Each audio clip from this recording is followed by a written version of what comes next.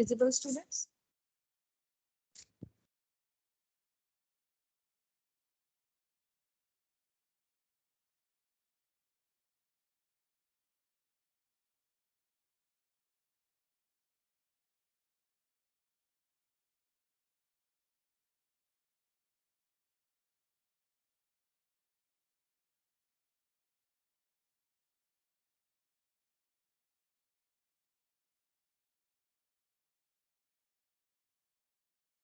Screen visible? Respond. Yes, ma'am. Okay. So we have discussed four types of what is in the last class we have discussed about what is cohesion, what are the functionalities of cohesion, what is coupling, how much cohesion should be there, how much coupling should be there. Okay. Now we have discussed about functional cohesion and sequential cohesion, then also communicational cohesion and coincidental cohesion. We have discussed all these questions one by one. So now today now we will be discussing about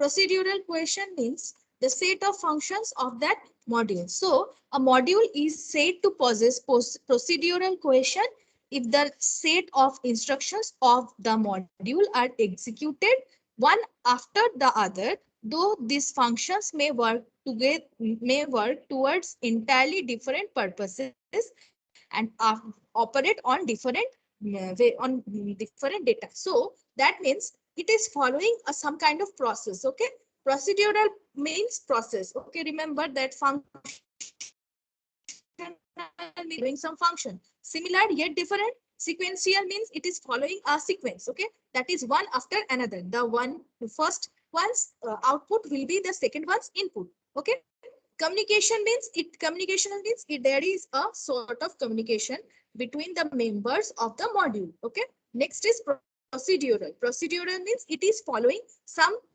process, that is if the set of functions of the module are executed one after another, then it is called procedural cohesion, and it is next to communicational cohesion. So as we have said that FSC PTL. Okay, FSC PTL. So P is the second one. Okay, after P is the next one after communication. So this is about the procedural cohesion. Okay, next type of cohesion is the uh, temporal cohesion. Okay, temporal. So temporal, T means time. Okay, remember temporal is related with time. Okay, so temporal cohesion. So what is temporal cohesion? See,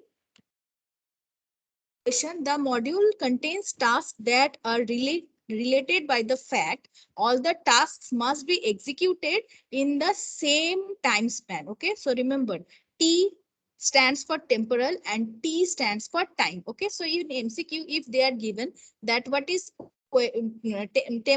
temporal cohesion is related to what? Process, function, then time, or like sequence. Okay, if this type of questions are given, so by seeing that T stands for temporal, T stands for time, so you can mark temporal cohesion is working on time. Okay, so when a module contains functions that are related by the fact that these functions are executed in the same time span, then the module is said to possess temporal cohesion. So an example, suppose if you consider a situation that when a computer is booted, several functions need to be. So these include initialization of memory and devices, loading the operating system. Many more functionalities can also be there. So when a single module performs all these tasks, then the module can be said as can be said to execute temporal cohesion. So other examples of modules having temporal cohesion are like a set of functions responsible for creating of error logs constitute a module. So a module would exhibit temporal cohesion if it comprises of functions for performing initialization or startup or shutdown of some process. Okay, so in this way we can say that it is following a temporal cohesion. So that means temporal cohesion is related with time and time related all the activities. Okay, so So next is logical cohesion. Logical cohesion. Next one is logical. So logical means what? It is following some kind of logic. That means if the elements of the module perform similar operations such as error handling, data input or data output, those can be considered as the logical cohesion. That's why they are actually, all these functionalities are based on some kind of logic. You can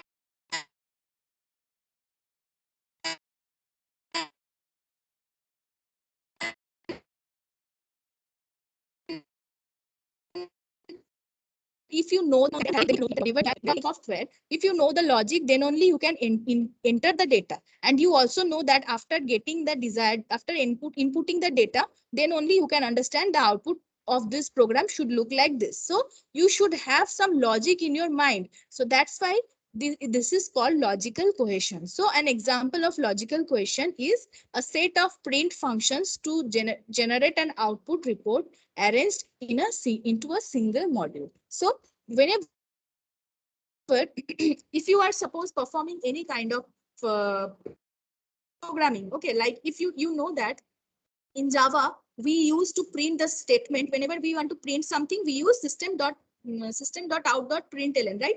The statement was like that. And in C we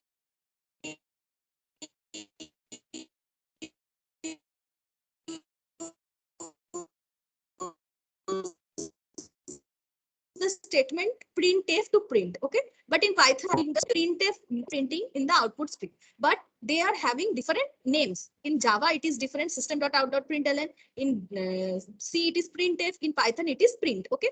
But see, they are performing the same operation. So the one who knows, suppose C programming, suppose I am the person who knows C programming, okay? So I know C programming, so I will be able to use the printf statement only, okay?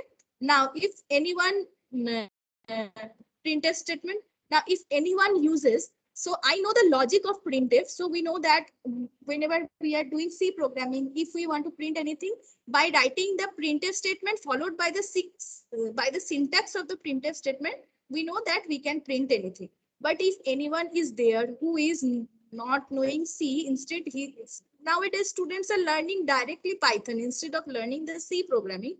They are directly jumping to Python. So that student, or we know that print is a statement to print in case of Python. So that person will write the print statement and he will print, but he does not know the syntax of C programming that is used in the syntax of printf statement that is used in C programming. So that's why that person does not know the logic of C programming. I do not know the logic of Python as well as the Java. So this that is an example, or you can consider this as an example of logical cohesion. So basically, a module is said to be logically cohesive if all elements of the module perform similar operations such as error handling, data input, data output. And an example of logical cohesion is considered a module that contain a set of print functions to generate various types of output reports such as grade sheet, salary slips, annual reports. So all this can be considered as logical cohesion. So FSP, FSCP, PTLC. So all these type of cohesions are done. That is functional, sequential, communicational, procedural, temporal, logical, and coincidental. So the sequence is like this, okay?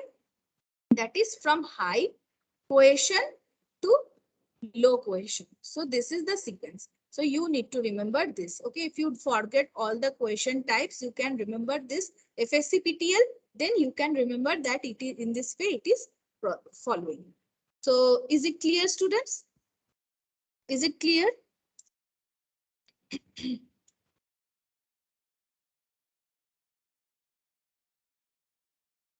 Hello, am I audible, students?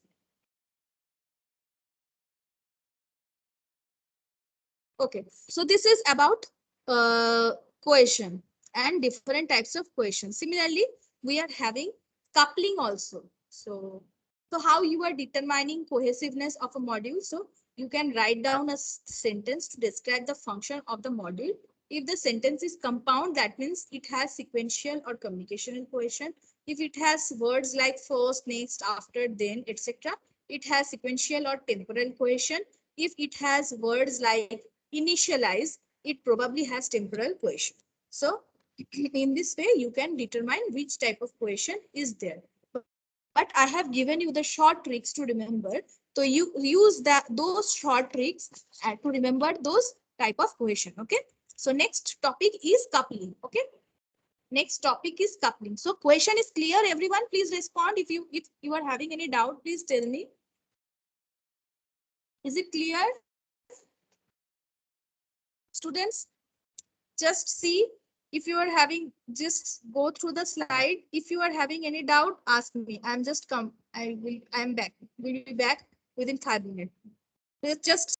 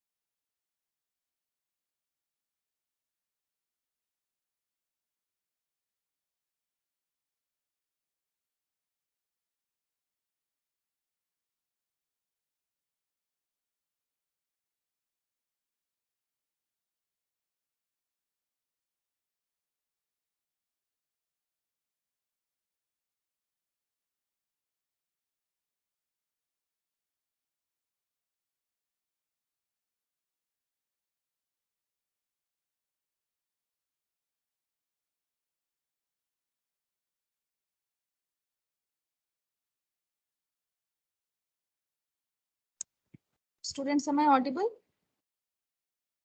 Yes, madam. Okay. So HOD sir was calling me. So anyway, so next is coupling. Okay. So what is coupling? So we know that coupling is the degree of interaction between the two modules. Okay. So how? So coupling between the two modules, the coupling between two modules indicates the degree of interdependence. Okay. Interdependence between them. That means we have seen that coupling means the interaction between you and your neighbor's friend, neighbor's family, or neighbor's your daughter is the coupling, whereas cohesion is you and your sister. The bonding between you and your sister is the cohesion, and the bonding between you and your neighbor's sister, neighbor's daughter, okay, that is coupling. Okay, so see here, if two modules interchange large amount of data, then they are highly interdependent or coupled. That means they are highly interdependent or coupled. Okay, so the degree of coupling between two modules depends on their interface complexity. So what is interface complexity?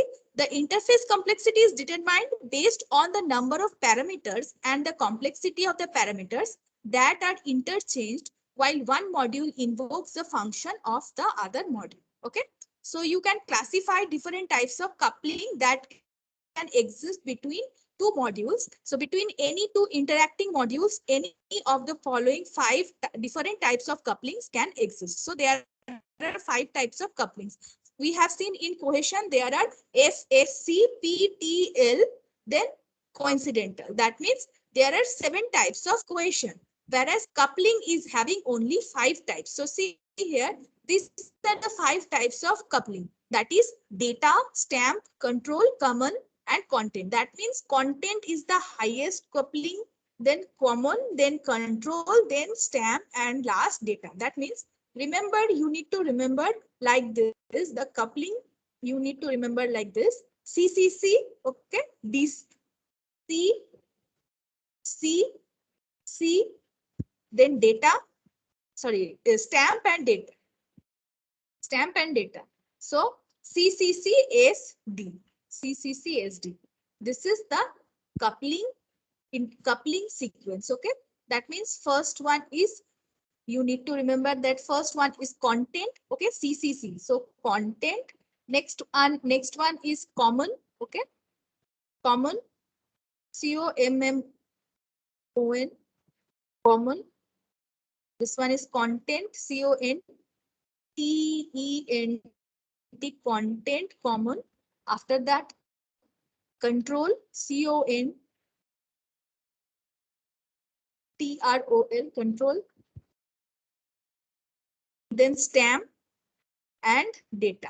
So you need to remember like this. Now see here, what do you mean by all this coupling? So you need to remember the sequence also, because in exam they may be asking you the sequence, which one is the highest, which one is the lowest. Okay, among these 3 modules they may give that content, stamp, control, and data, which one is having second priority. So you need to understand control. Okay, so CCCSD, this is the sequence which you need to remember.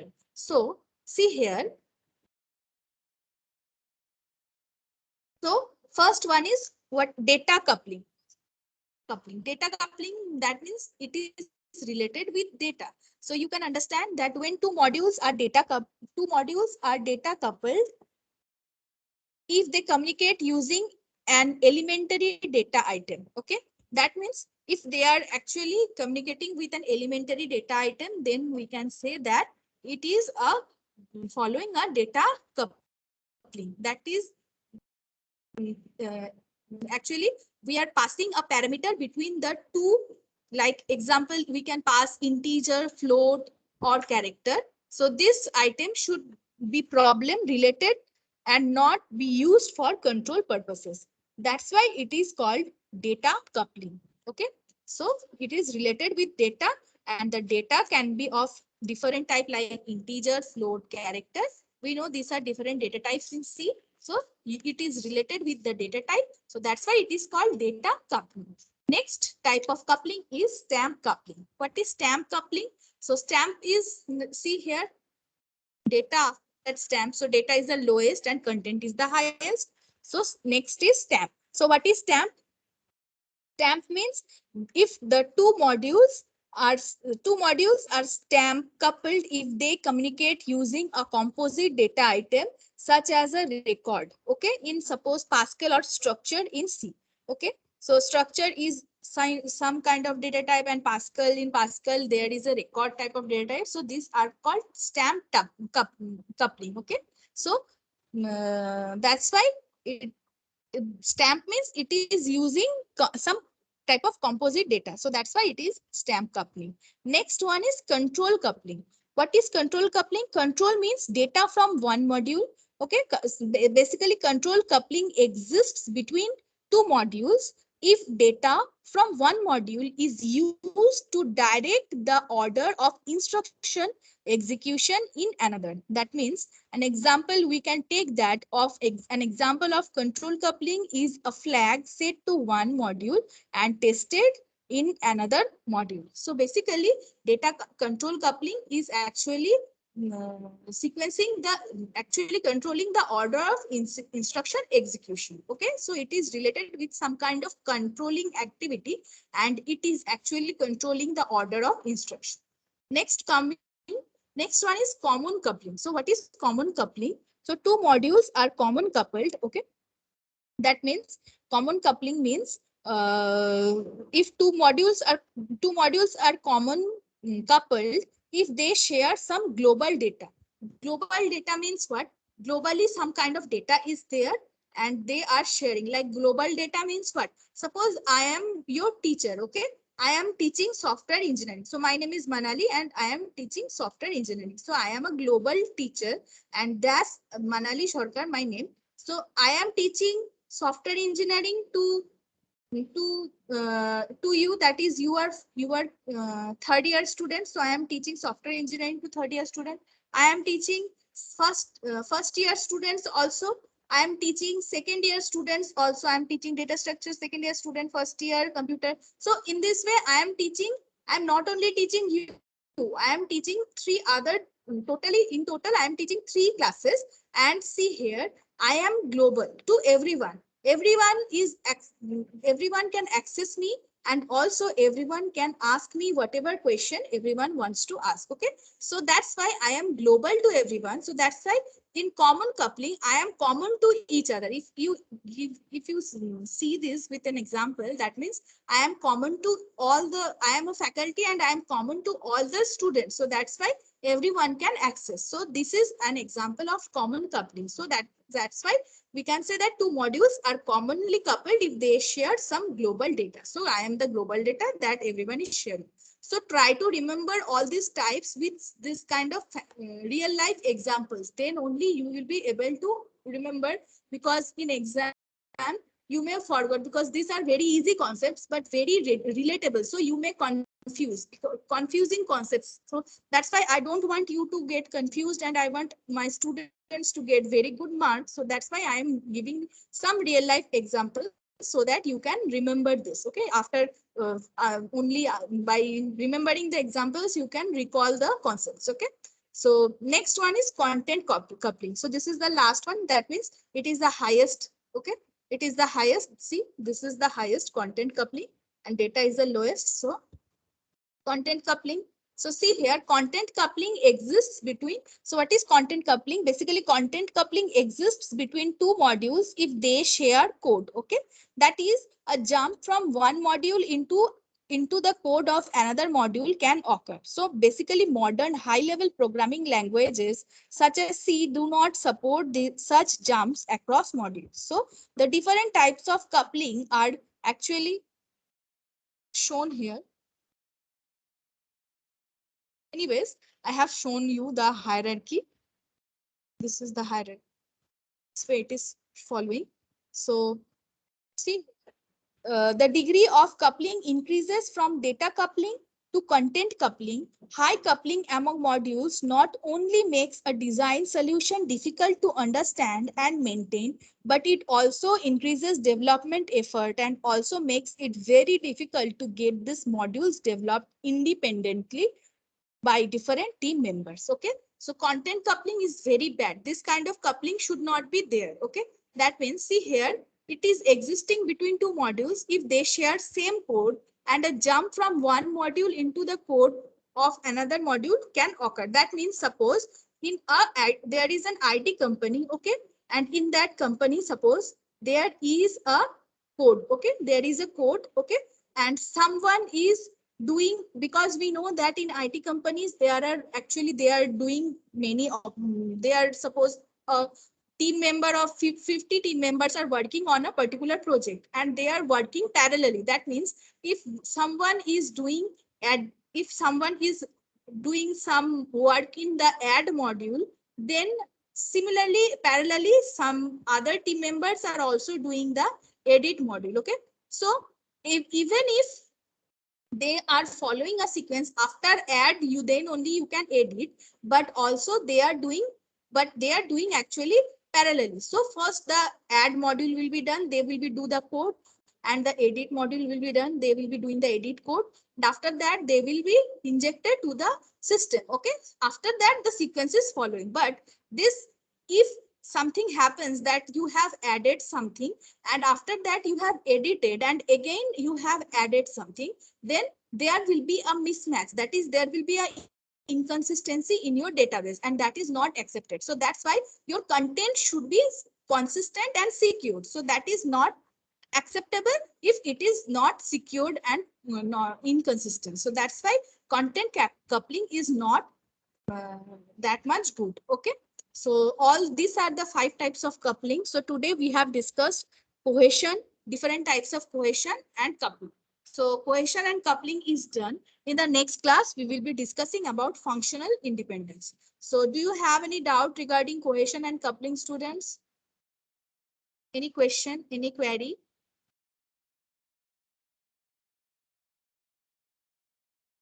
Students, respond. If you are having any doubt, you can ask. No, madam. No doubt. Okay. So these are very easy concepts, although, but still I would tell you to remember whatever examples I have given, because software engineering is a theoretical subject. You may get bored, but you need to remember the main, you in the our previous chapters, most of the things are theory. These things are all, these concepts are also theoretical concepts, but still if you, in these concepts are very important, and even in case of interviews and also in giving any kind of competitive exams, you will face these kind of questions, and they will be asking MCQ questions and based on this concept. So you may have a load of many other subjects and you may think that software engineering is an easy subject, so I can do anything. But remember, this kind of confusing concepts are there in software engineering. So try to relate these concepts with examples. Okay, real life examples. Whatever I have explained, these are actually real life examples to make you understand, to make you remember that this, with this you can remember that, like T is for temporal, T is for time. Okay, in this way you can remember the concept. So I have given my effort to make you understand, to let you remember everything. Now it's your call. You need to remember, you need to stay focused. So that part I cannot do anything. So I think all of you have understood today's concept. Okay, anyways, so students, please submit the assignment as well as the MCQ test. Everyone should submit, and today is the last day. So everyone should submit the assignment in both TCSIN and Google Drive, and you need to give the quiz in MS Team. So with this note, I am closing the session. So thank you, students, for attending today's class. Now you can leave this.